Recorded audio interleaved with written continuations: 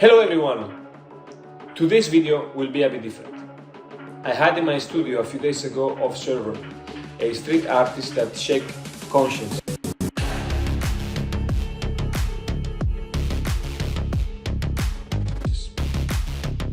Those of you who live in Hong Kong have read how surfing makes you finish, or how your mother is dynamic zero, or how many others. I contacted him through Instagram and convinced him to come.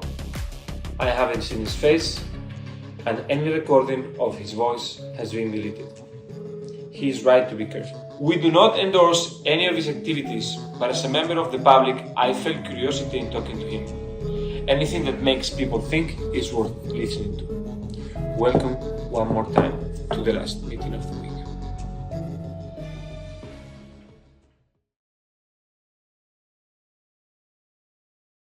This is going to be a very weird episode. Do you fear for your safety nowadays with what you do? Why did you decide to trust me and come to do the podcast? I don't know.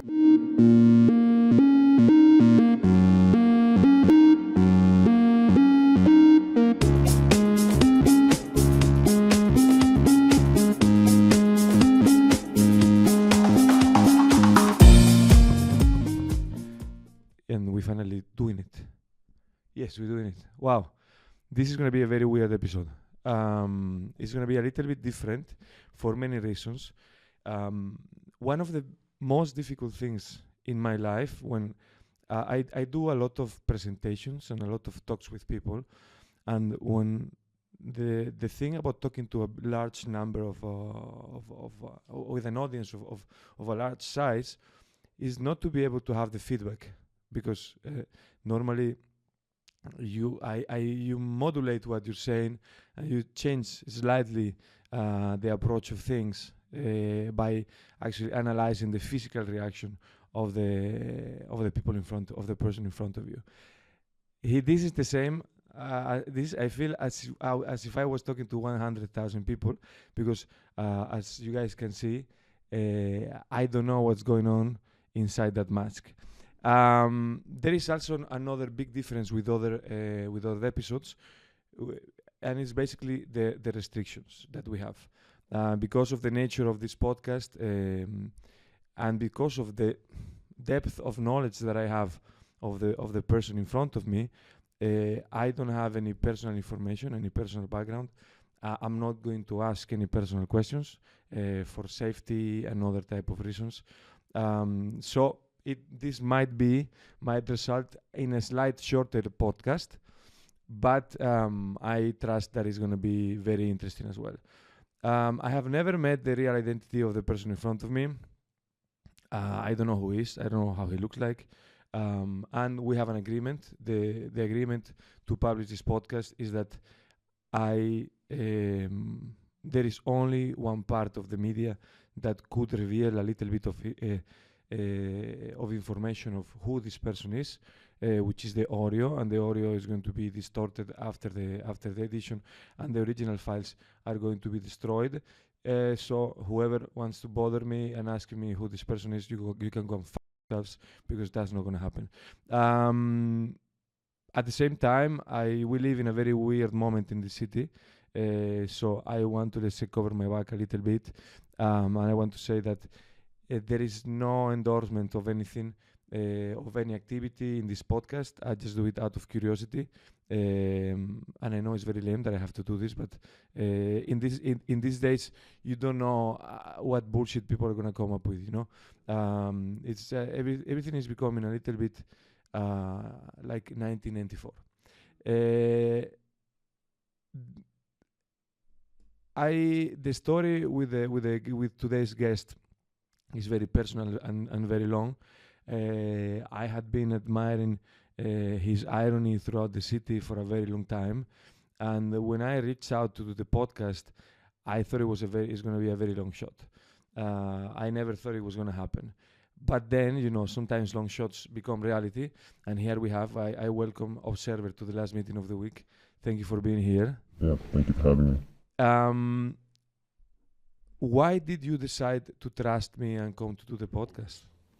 I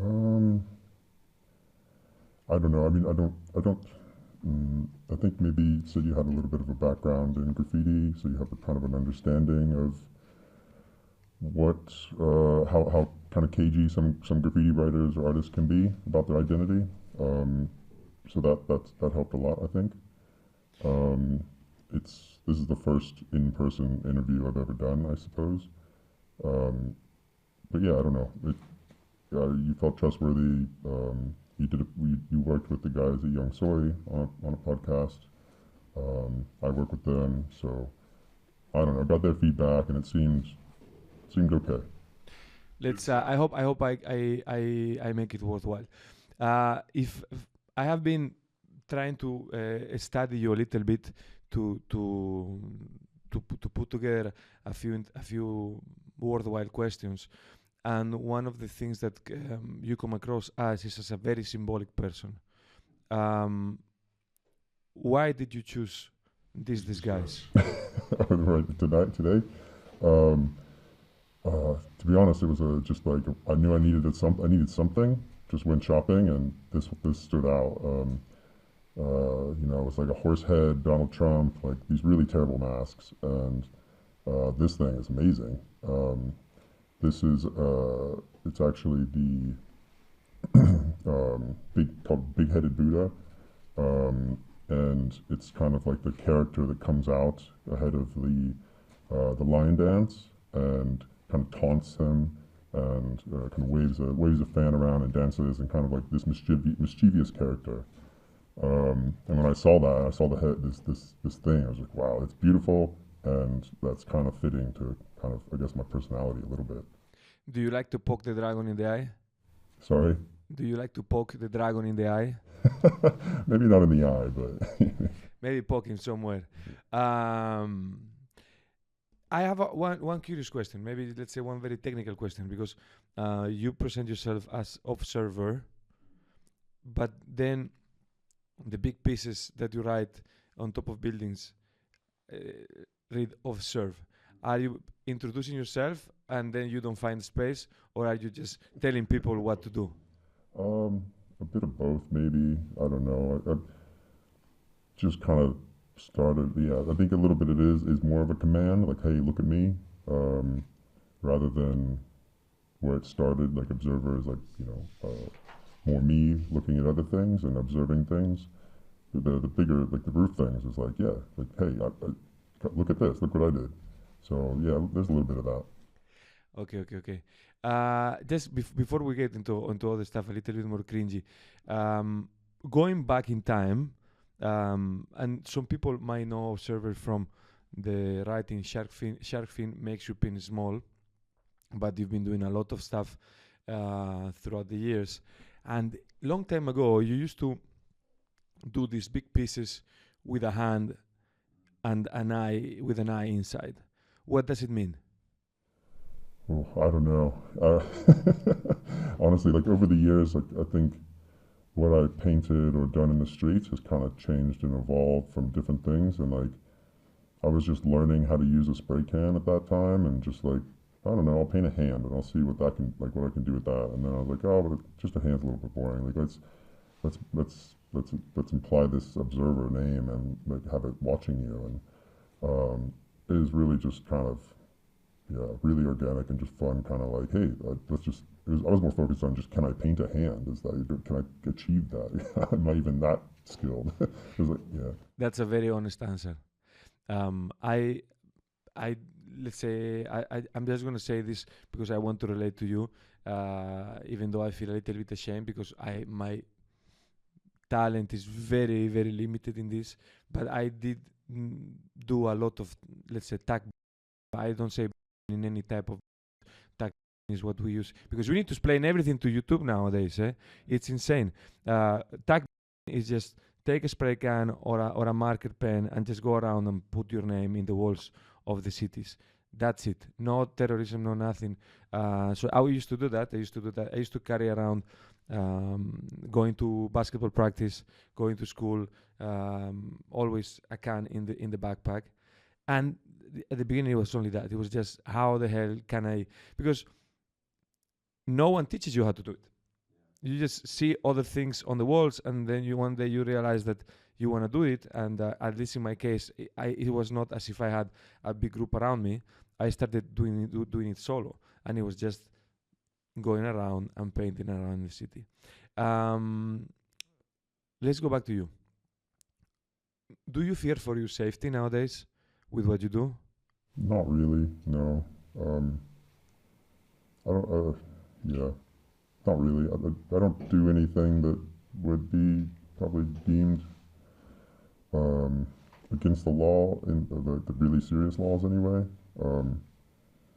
I would say most of what I do would just be considered just vandalism and kind of falls under the less serious realm. I don't know how to put it, but not violating any national security laws with what I do, as far as I know.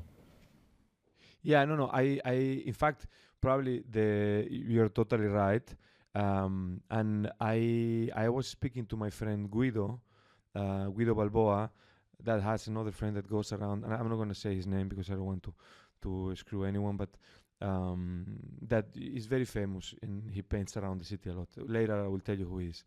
And he's been caught by the police, and the police doesn't do anything. They really don't care.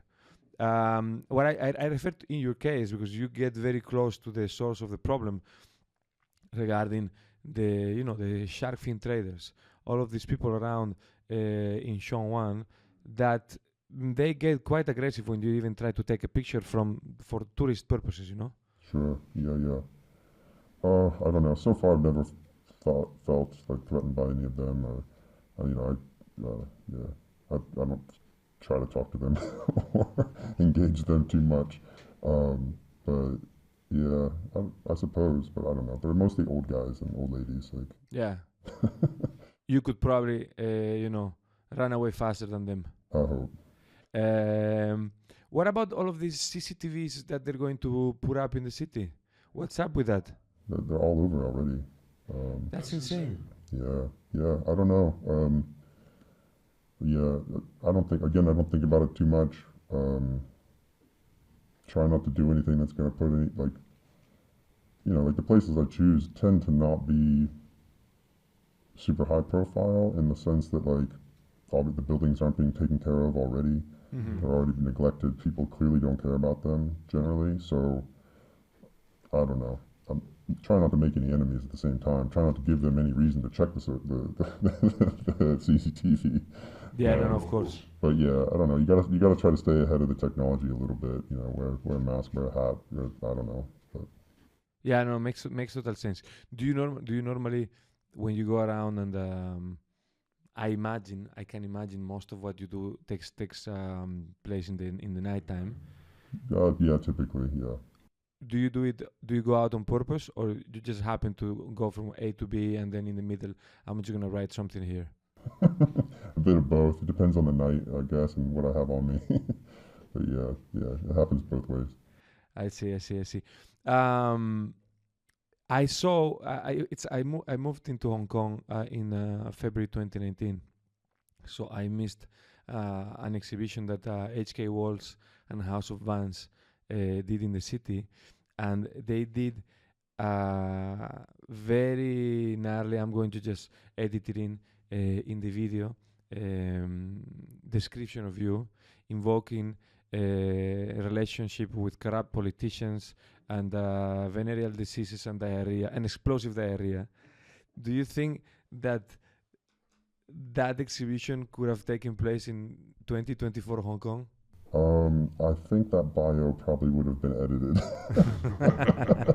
Yeah, probably not. It probably wouldn't have been published that way. I know things have been changed. Have been, let's say, getting a little bit different, more and more different. What do you do? What do you consider yourself? Do you consider yourself more a graffiti artist, more a tagger, more even, let's say, a vigilante, a vandal? How do you see what you do? How do you describe what you do? Yeah, I mean, mostly it's just kind of nonsense. It's just it's an outlet. It's a way to have a little bit of fun. It's not graffiti in the sense like maybe like to the common person you would call it graffiti, but it's more vandalism. It's more even towards street art, I guess. The like graffiti's about letters and style, and it's insulting to call what I do graffiti to the graffiti writers probably. So yeah, for sure, I think it's something else. But let me push back a little bit. Because I want to, let's say, I think that you hold yourself in lower, with lower talent that you have, because you did do things that were graffiti in the past, and nowadays you write phrases. Maybe it's not graffiti now. Maybe it's more like street poetry or something like this, or street irony. But you know, also if you people talk about Pablo Picasso, and at the beginning, some people might find hard to understand that we call him a master by looking at the later pieces, but you need to look at the first pieces to understand what the later pieces come. Um, in these new ones, where do you prepare the phrases in advance? How does that happen? Because obviously, I've seen how let's say I imagine the moment in which you see a bunch of trash, and you write something next to it, and you plug an arrow, so that's obviously improvising. But man, the other ones, do you think about them long time? Do you bring them prepared?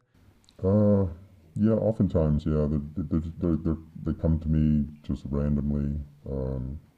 I'll write them down, and then usually they start as stickers, and then but yeah, I write them down. I have like a list in the phone of like try to remind myself what I was thinking about that night, and like build on that, and like I do think about it in advance sometimes. Yeah. You have been, I mean, you've done a lot of things here, which reveals the fact that you spent time in Hong Kong. But not only, you've done things in Europe, you've done things in New York. Uh, what is the place that you would love to vandalize? I don't know, man. I think, uh, yeah. I mean, anywhere really. I don't think I have like a hit list. Um, but yeah, like anywhere really. Like I was thinking about the other day. I've been thinking about this art piece, and like during COVID, like I wasn't thinking about where I would go to vandalize. It's just like or go paint or go for a walk. Like it's just I really wanted to. It was like my escape. Like that's how I like during COVID, like a lockdown. I was just like, all right, just gonna go walk through the streets for a few hours because you can't go to bars, can't go to restaurants, can't hang out in groups. So just go for a long walk and tag a bunch of stuff and write on stuff. And it's like it's just the act of doing it and being outside and being in that environment and just kind of having that release. One specific place, I don't know. Is there any place that would be unethical to tag to write on? Uh, Would you do it on a monument? on what? A monument? Yes. Um, I, it would have to be a really good reason for me. I think for other people it's the fame maybe, but for me it would be like there has to be a problem with this monument, and it has to be some statement about that rather than just like the fame or something. Like I don't know. I'm not trying to like just destroy stuff like some graffiti writers might, or it's not just about just doing damage. But yeah, like it's more about just like getting the message out and kind of creating an interaction and talking to people a little bit, making people laugh even if I can. Uh, I mean, I don't know the effect that you have on people, but you really make me laugh. Um, One of the things that you wrote once was, if you paint it and no one posts it, did it happen? How important is the existence of Instagram or any other platform, for what it's worth, to what you're doing? Um, is it something that you do on, let's say, without thinking about it? It is something that is useful. It is something that you would like to that would like to be more important. That you would like a tool to make your work more eternal in a way. Maybe, yeah, sure. Like I mean, I get like, yeah, you can see from my following, it's not super successful, but it is another way to communicate. That's how we connected. And I think in some way, like what you do in the street is really fun and it's really important and like not really important, but it's fun and like that get that physical connection and for people to experience it and kind of come across it. Um, that's amazing, but it's also limited to the people that just walk by. Where like the internet is global, anyone can access it, and like if you, I haven't figured out how to do it or what it is yet. Like maybe that's what hackers were, they're out there, using the internet as their canvas as a way to kind of communicate and get their points across. Like maybe there should be more on the, maybe I should be doing more on the internet. I don't know. I'm not sure how that would happen, but I feel like you can reach a lot more people a lot faster. It is true. I have huge problems with social media in a way. If people listen to this podcast, almost in every episode I touch the topic. But for what you're doing, it is perfect. Let's say, especially later. Now we get into the sharks and the fins and everything. For this type of activism, like the Sea Shepherds or organizations like this that are doing cool stuff, internet is fantastic. And at the end of the day, irony and the laugh is a very good way to enter into people's brains. So if I will do my best to use this podcast to let people know about your Instagram account, it is a little bit, let's say, difficult to find because the name is full of zeros and things. Why did you make it so difficult to find? It didn't used to be that difficult. There have been a few things, like part of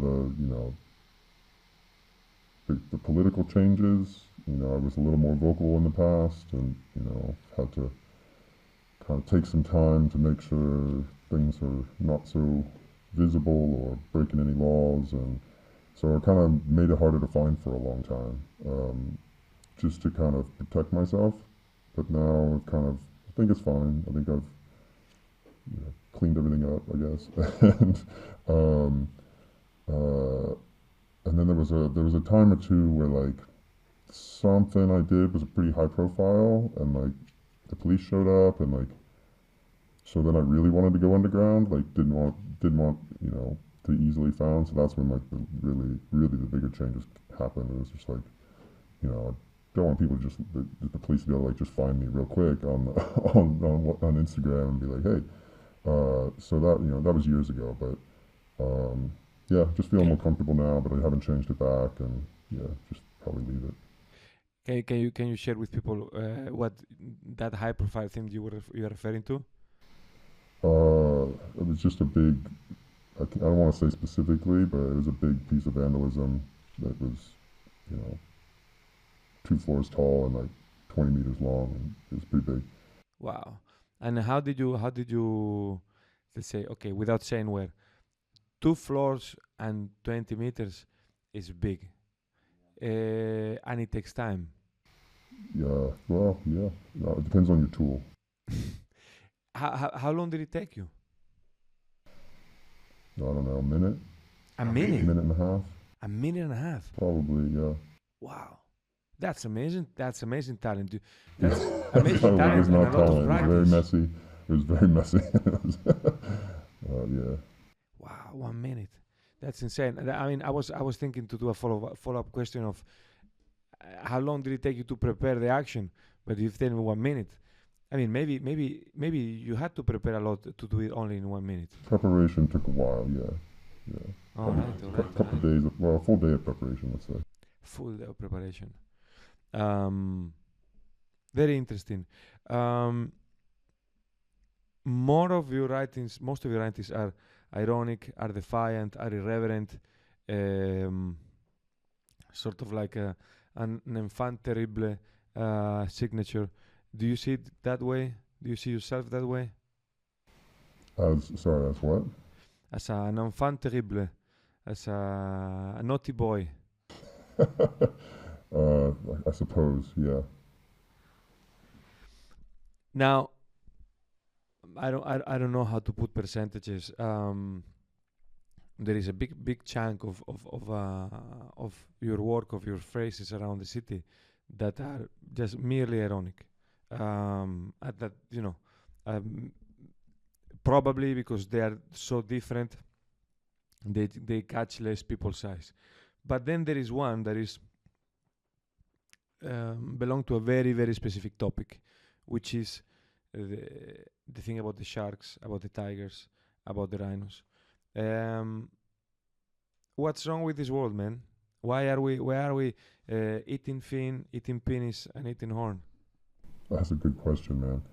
Um, I think it's mostly ignorance, or like it's just tradition that like people are too scared to break or making too much money off of, or yeah, it's mostly just greed and then ignorance.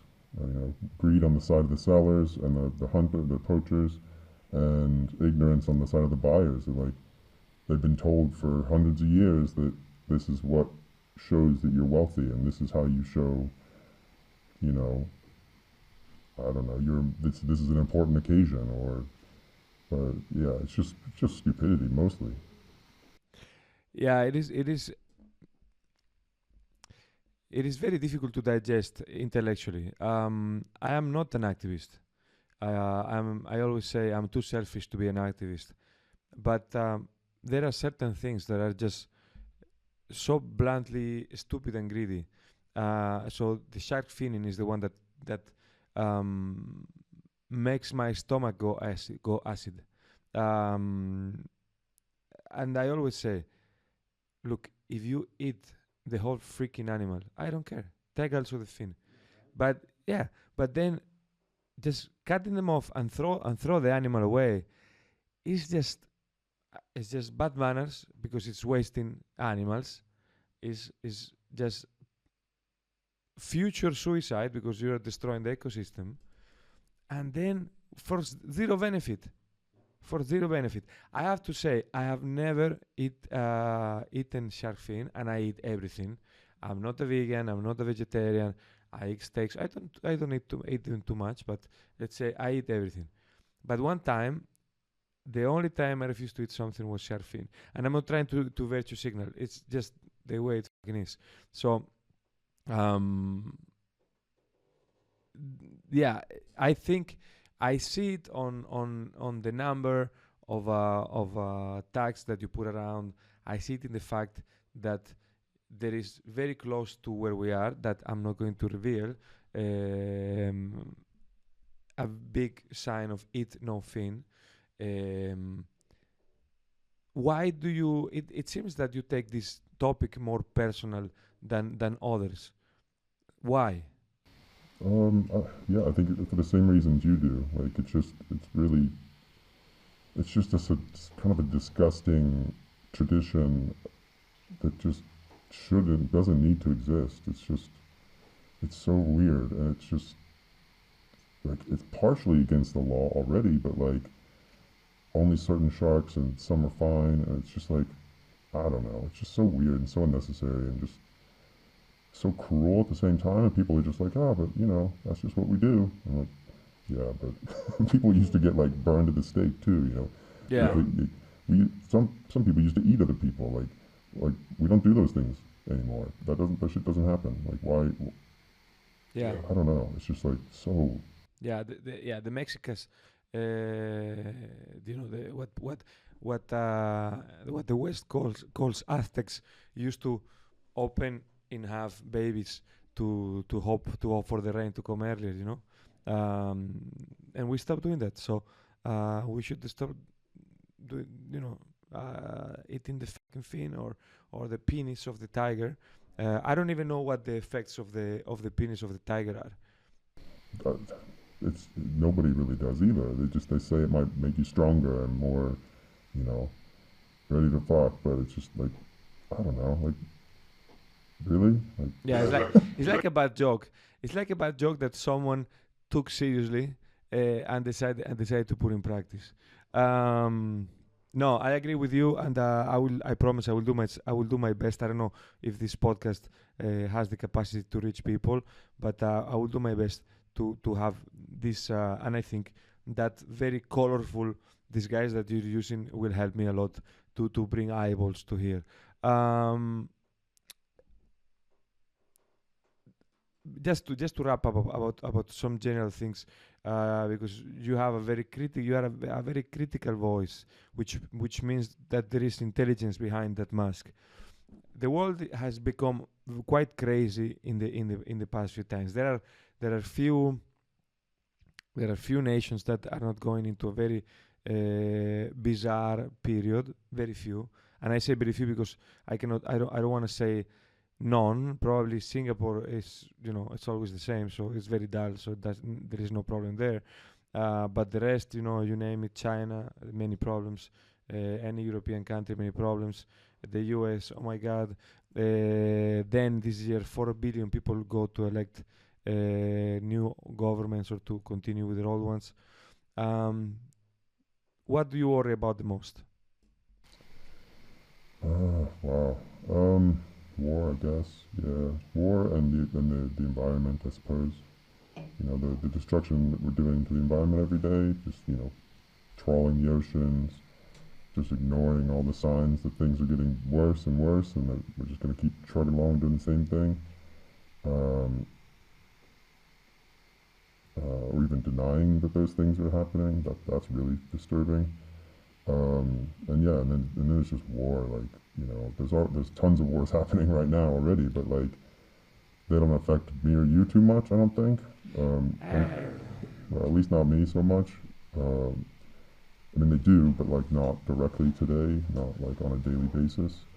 But it's super terrifying and disturbing that these things are happening for the reasons they are or not, or yeah, it's tough, and that can easily escalate and grow and spread further. And yeah, with all these new elections and that, who gets elected could influence that tremendously. Yeah. And so I worry about those things. Yeah. Let's see. There is always. I want to be an optimist as a dogma, and I believe that sometimes humanity gets sick of nonsense and somehow funnels back into reason. But there are a few elements that make me worry. Now there is just no common square for people to get together and somehow forget about the differences and have a beer together. That's a big problem. But that's it. Let's see.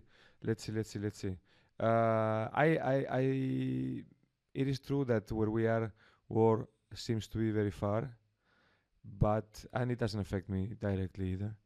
But you never know. I personally fear that we are creating a very clearly divided two sides, and countries on one side always support each other, and countries on the other side always support each other, and we know how that equation always ends. But we need to move forward. You wrote also one thing. Let's go back to taking a laugh. You said wanted to be a street artist, ended up asshole. Were you talking about yourself? Definitely. I was just looking at what I was doing one day, and I was just oh, okay, I gotta rein it in a little bit. Some of it was getting a little too angry, a little too crude, maybe. It's with the stickers and things. At one point, I was just man, all right, I gotta look at myself a little bit. I just wanted to make people laugh and have some fun, and some of it got a bit angry and a little bit frustrated at times. And I'm all right, I kind of become an asshole. I gotta think about this a little bit more. But yeah, that was where that came from. Do you keep pictures of every sticker, every tag that you did? No. It's a pity. I know. Sometimes I come across them months later or later, and I forgot that I'd even done it. And it was like, yeah.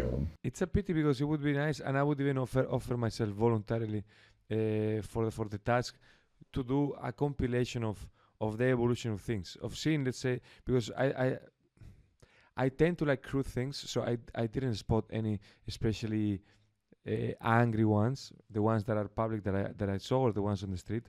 But it would be very nice to know some of them.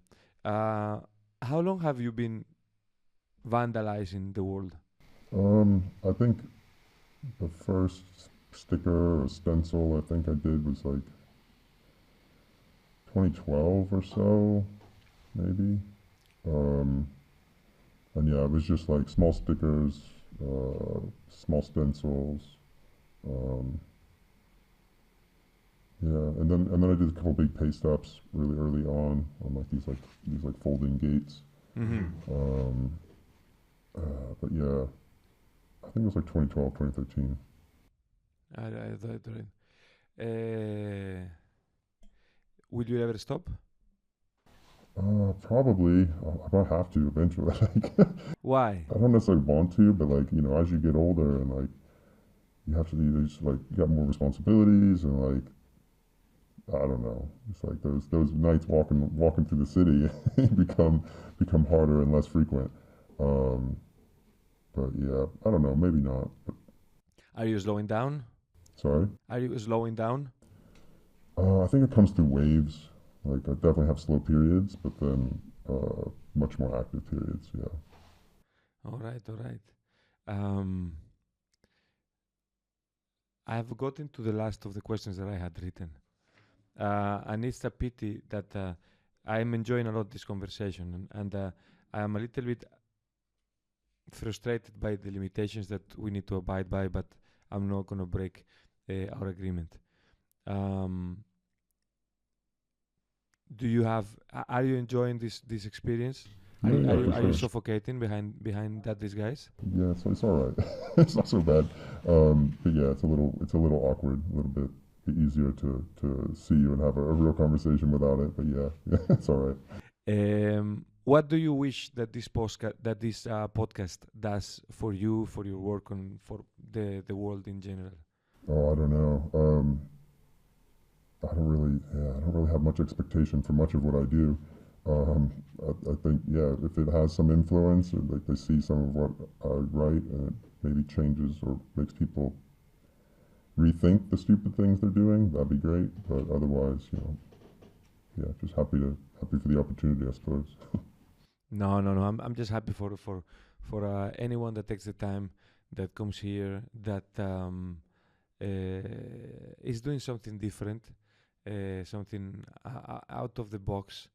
You need to have sort of like a caring but lonely personality to be a graffiti writer, I believe. And I appreciate what you're doing. And on my own, not because I want this podcast to become the greatest of all time, because that's impossible, but I would love for it to be bigger than it is, obviously. And in the meantime, if I can let people know about what you're doing, it will be my super pleasure. Um, Thank you for coming. And I say always that the podcast episode is always about the guest. So you are actually the owner of this episode. So I am gonna give you the last word. If you wanna tell something to someone, that's your camera. So all yours. Yeah, just stop being Shark Fan. Fuck that shit. Fuck that shit. Thank you for everyone seeing. This is gonna be aired on Friday. I'm not gonna say the day because I might save this a card up the sleeve to be able to prepare and edit in a special way. But for sure it's gonna be Friday. Now, if you're seeing it at the same time we're airing, will be 6 p.m. on a Friday. So have a happy weekend. Tune in, subscribe, tell your friends, and follow our social media because I am going to convince the person in front of me to do something very interesting for all of you. Take care. Thank you very much. Thank you.